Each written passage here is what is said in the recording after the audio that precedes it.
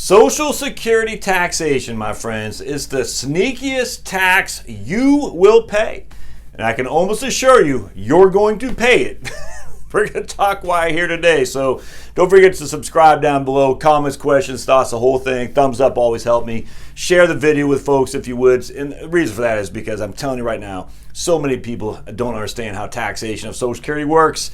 And thus, the politicians love it. I don't care if you're Reagan, you're middle-class Joe, you're Obama, even the Trumpster. The politicians love ignorance when it comes to tax code. That's a fact because all politicians, regardless of the Republicans or Democrats, want more of your money to spend so the lobbying groups can give them more money for their campaign coffers. It's absolutely, so that's the way it works. So, all right, let's talk about this. So, Social Security taxation. Let's talk about, first and foremost, a little bit of history lesson behind it.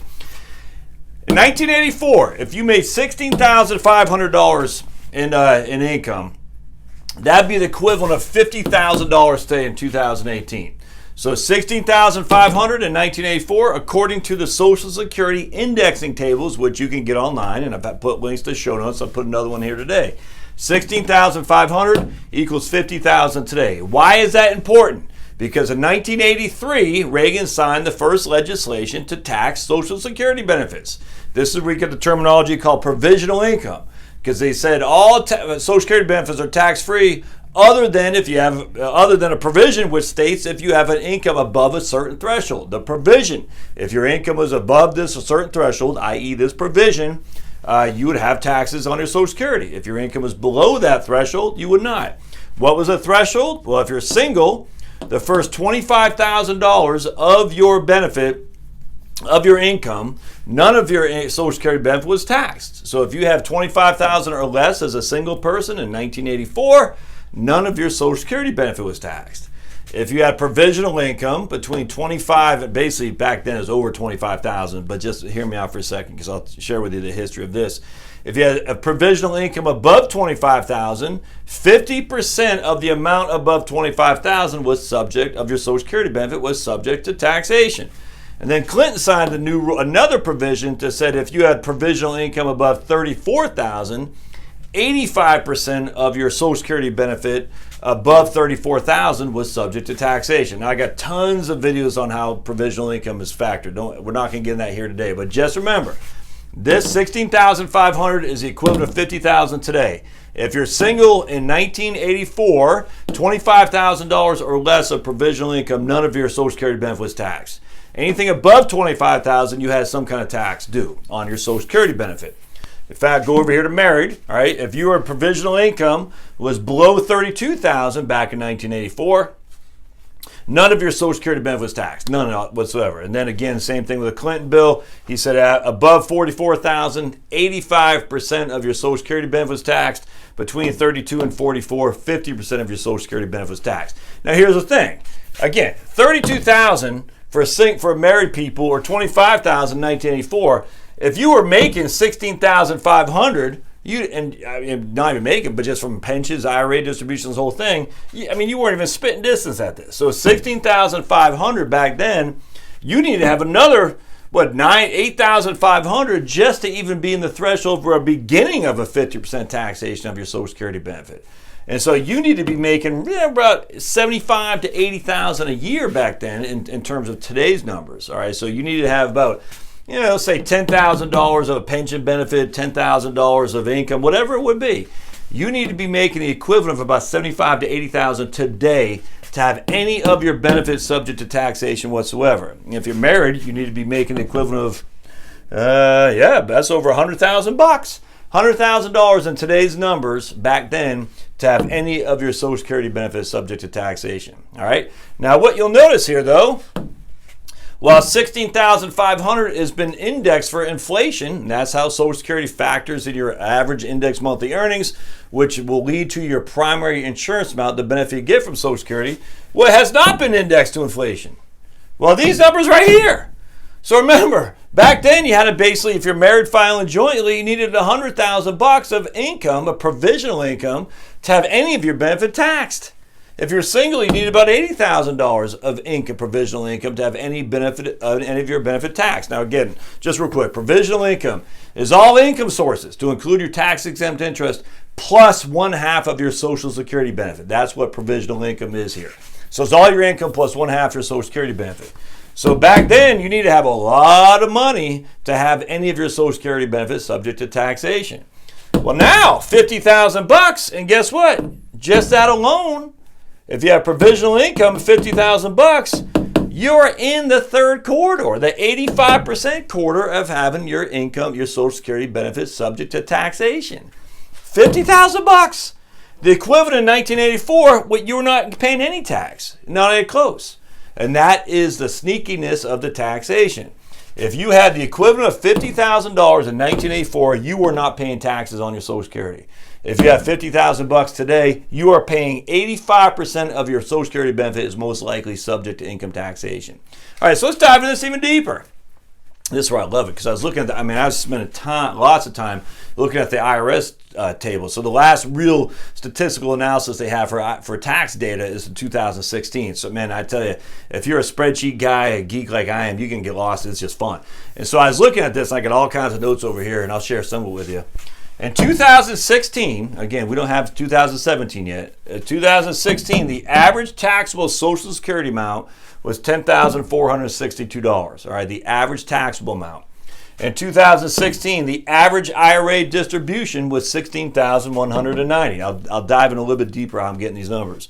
In 2016, the average pension amount was $27,631. All right, so far so good. You with me? So we're going to do a couple things here. I'm going to show you how this works. All right, so we're going to say you're married filing jointly, and we're going to say, well, let's just do single for the heaven's sake. Well, I don't know. Let's do married filing jointly. I was looking at the returns. For every 4 returns married filing jointly, there's 3 single returns. So it's not quite close, but pretty close. So yeah, let's do single. Let's just do single. I know it's kind of wishy-washy, like my man Charlie Brown. Charlie Brown, you're so wishy-washy. That's what they said in the was it Halloween cartoon?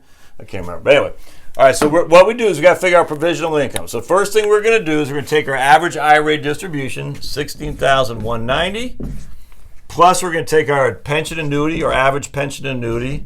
And we're going to add those two numbers together. So $27,630. That Social Security benefits, we're only making our average benefit was $16,800. So we know for a fact that no more than 85% of your Social Security benefit could be subject to taxation. So we did all this provisional income for nothing. Not really for nothing, but we know that the max amount of taxation on Social Security in this case will be 85% of our 16,800 benefits. So we got to go, we take 16,800 times 0.85. So we got 14,280 taxable income. And that's from Social Security. Let me get a different pen here. That's gonna wear me. Oh, here we go. Sweet. We'll get this blue guy. Then we got $16,190 from IRA.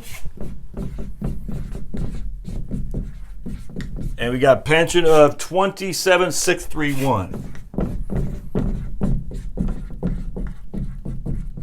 All right, so we add all those guys up. And we have plus $16,190 plus 27631. We have taxable income of $58,101. All right, so taxable income of $58,101. Taxable income.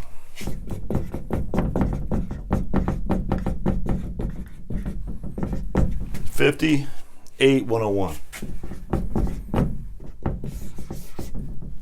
Well, that's I'm sorry, AGI. That's your AGI. Excuse me. That's your AGI. 58,101. All right, so your AGI there is $58,101. Now you take out your $12,000 or $13,600, depending on what age you are for your standard deduction, and you're going to have a taxable income of well into the 22% tax bracket. Yeah, so the 0 to 9, 9 to 30. Yeah, absolutely. So you're well into the 22% tax bracket right there. on nothing more than $16,800 Social Security, $16,190 of IRA distributions, and a pension of $27,631.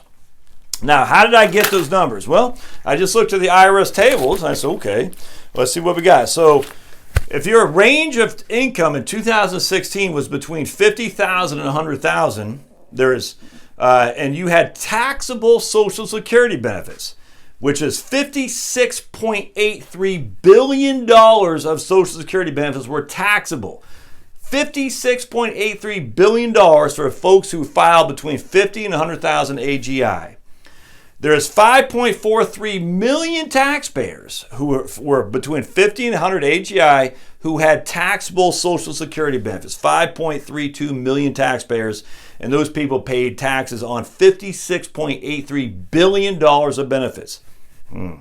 Now, there's 2.1 million filers between 50 and 100,000 AGI who had $34 billion of IRA distributions. So we take the 2.1, we take the $34 billion of IRA distributions, divide by 2.1. That gives us our average IRA distribution of $16,190. Again, if you're 50 to 100,000 is your income, your average IRA distribution was $16,190. You had 2.1 million filers who had IRA distributions. I imagine most of you watching my YouTube are going to have IRA distributions, which is also 401ks, 403bs, and TSPs. Now, same amount, so same tax bracket. Between 50 and 100,000 AGI, there's $105 billion of taxable pensions and annuities. $105 billion. Of which 3.8 million filers. So we had 3.8 million people who filed, they had taxes on, or they had a pension and or annuity that in which they had to file their taxes on. And that person, those people had an average pension of $27,631. So if you're just the average Joe and you have an IRA in which you have to file, you get a 1099-R, and your income is between 50 and 100, you are you're one taxpayer of 2.1 million taxpayers, just like you. If you had a pension or annuity, of which again you're in the $50,000 to $100,000 AGI threshold, you are one of 3.8 million taxpayers in which you had to declare $105 billion of taxable income. If you have taxable Social Security benefits, of which you are one of 5.432 million, you had to declare $56.83 billion of taxable income. And that's how I got these averages. So on average, we had average taxable Social Security was $10,462. The average IRA distribution was $16,190. And the average pension was $27,631. What does that have to do with anything? Because if we're looking at these numbers right here, all right, but now watch this. What if that was in, let's get rid of this guy. So we have AGI at 5801 there. Well, what if this is in 1984 numbers? All right, your average taxable Social Security then is $5,500. $5,540. Your average IRA distribution was $5,342. And your average pension distribution was $8,289. So let's add these guys up together. So look at that. So 2016, we haven't done anything differently. We've just inflated it with 2016 numbers, and it's crazy. That's why I'm saying it's so flippin' sneaky. So using 50,000 in 2018 is the equivalent of 16,500 in 1984. The same methodology. 10,462 in average taxable Social Security benefits in 2016. Give me a break. It's not 2018. Those numbers aren't out yet. But 2016 is the equivalent of 5,540 in 1984. But we even be that. And I'll show you why in just a second. The average IRA distribution, again, there wasn't much in IRAs. I get that. But just bear with me here. The average IRA distribution of $16,190 in 2018 is the equivalent of an IRA distribution of $5,342 in 1984. The average pension of $27,631 in 2016 is the equivalent of $8,289 in 1984. Now, you can argue about the IRA, yes, but there were more pensions. Were there not? Yes, there were. So that's a wash right there. So what happens is we have the average IRA distribution of 5342 plus the average pension of 8382. I'm sorry, 5342 plus 8289 equals 13,600. That is 13,600 is your average tax or your average adjusted gross income, because you're not going to have anywhere near $25,000 of provisional income, so none of your Social Security is going to be taxed. There will be no taxation on Social Security whatsoever. So for the same person who now has a taxable income of about $40,000, $45,000, and that'll be well into the 22% tax bracket, that same person has no taxable Social Security income from 1984, and his AGI is $13,600. So he'll pay taxes on no Social Security because he doesn't get anywhere near the provisional income numbers, none whatsoever. I hope that makes sense. There's a lot going on there, I'm telling you though. Remember, taxable Social Security is based on your provisional income. If your provisional income for a single person or married person, if your provisional income for a single person is less than $25,000, you pay no tax on your Social Security. If you're married and your provisional income is less than $32,000, you pay no tax on Social Security. But these are the exact same numbers that were simply in place in 1983 when Reagan signed the legislation. So the same person with 5342 of IRA distributions, taxable IRA distributions, and 8289 of taxable pension distribution, if we were to look at that in 1984 numbers, he pays no tax on Social Security. Or they pay no tax whatsoever on Social Security income. None whatsoever. However, you fast forward today, and they do. They have taxable Social Security that they have to pay tax on of $10,462. So if you're in a 22% tax bracket, $10,462 is 22% you're going to pay on that Social Security benefit. You're going to pay over $2,000 in taxes simply because these guys are not indexed for inflation. That's why it's the sneakiest tax out there. And yes, it does tick me off. So just as an FYI, that person with $27,631 of pension, $16,190 of IRA, and $16,800 of total income, $60,000. They're making $5,000 a month, and they just lost $2,200 to taxman on Social Security. So they lost $2,200 divided by $60,000.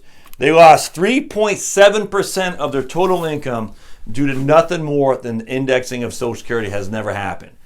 That's sneaky. And guess what? What do you think is going to happen as we go forward? These are not indexed for inflation. So you fast forward 10 years from now, 25,000 in 10 years from now at a 3% clip. I mean, my goodness. If I'm making $50,000 a year now, we'll just say 10 years from now, and we'll just even say I increase my income by 2% a year. And you got 10 years. Oops, hold on just a second. Yeah, we got to change that. Blink. All right, so that's going to be worth $61,000. So $50,000 today will be worth $61,000 in 10 years at a 2% rate of inflation. That means more and more and more of your Social Security benefit is going to be taxed from you doing nothing other than having taxable income. That's just wrong. I know there's a lot going on here. I'll probably stop this now because I want to dive into another one on the IRS numbers too, because I think it's pretty important to understand. That, my friends, is just wrong. It's the way it is. Your politicians aren't doing anything about it. And again, that's a 22% tax, a $2,200 tax increase for a guy or a lady or a married couple who's making all $5,000 a month. Yeah, that's real money. $2,200. That's $200 a month right there. That can no longer be used to do other things. Buying a long-term care insurance, filling up the car with gas. Just Medicare Part B premiums is $134 a month. Medicare Part D is $34 a month. Never mind your Medigap. Nah, that's wrong. All right, well, anyway, as always, if you like what you see, subscribe, thumbs up, comments. I'd love to hear this. I know this is a tough one to do because there's so much going on. But I'd love to know what you think. So just don't forget to let me know. And then go to blog at heritagewealthplanning.com, and we'll see you next time. Thanks, guys.